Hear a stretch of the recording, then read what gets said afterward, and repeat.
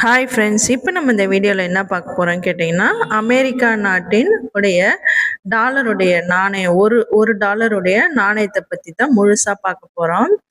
இதில் பார்த்திங்கன்னா நம்ம முழுமையான வரலாறு, அதுக்கப்புறம் பார்த்திங்கன்னா அதில் உள்ள சிம்பிள்ஸு, அதை பற்றி தான் நம்ம முழுசாக பார்க்க போகிறோம். இதனுடைய மையத்தில் பார்த்திங்கன்னா ஜார்ஜ் வாஷிங்டன் அவர்களின் புகழ்பெற்ற படம் இருக்கு.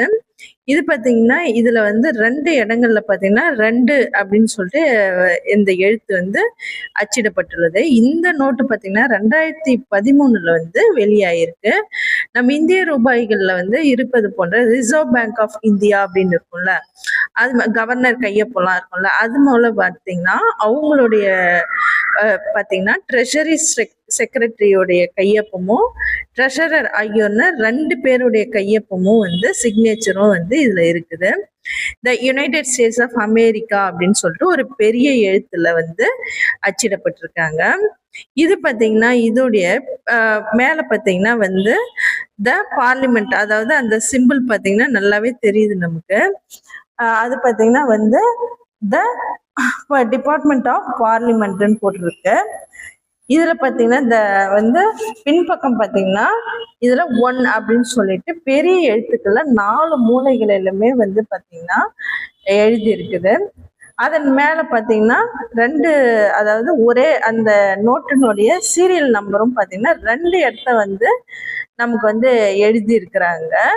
இது பாத்தீங்கன்னா $1 சொல்லிட்டு பெரிய எழுத்துக்கள்லயும் இது எழுதியிருக்கிறாங்க. இதுக்கு பாத்தீங்கன்னா பின்பகுதி பார்த்தீங்கன்னா நமக்கு மேல் பக்கத்துல பார்த்தீங்கன்னா 1ன்னு சொல்லிட்டு முன்பகுதியில இருந்த மாதிரி இதுலயும் பின்பகுதியில 1 அப்படின்னு சொல்லிட்டு எழுதியிருக்கிறாங்க. அதன் மேல பார்த்தீங்கன்னா கழுகு பால்டு ஈகிள்ஸ் படமும் இதுல இருக்குது. இதுக்கு கீழே பார்த்தீங்கன்னா இன் காட் வி ட்ரஸ்ட் அப்படின்னு சொல்லிட்டு இருக்குது.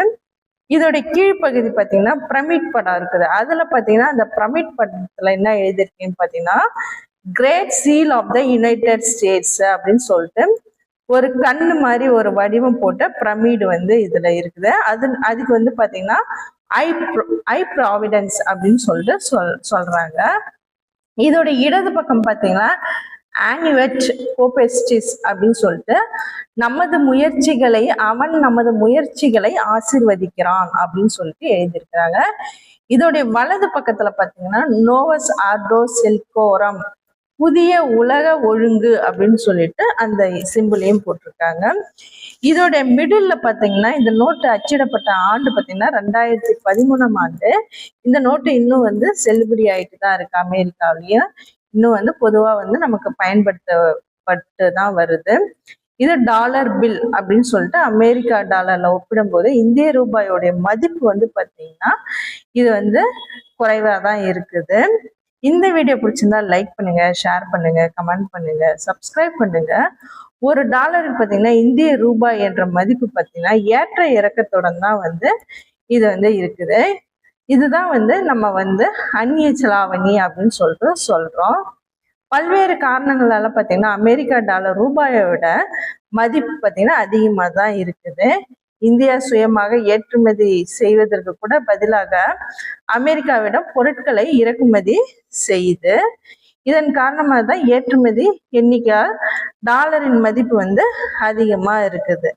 ஏன் உலகம் முழுக்க பார்த்தீங்கன்னா நம்மளுடைய அமெரிக்கா டாலர் நம்ம உலகம் முழுக்க ஃபுல்லாவே ரொம்ப ஃபேமஸா இருக்குன்றதுக்கு ரீசன் இதுதான்.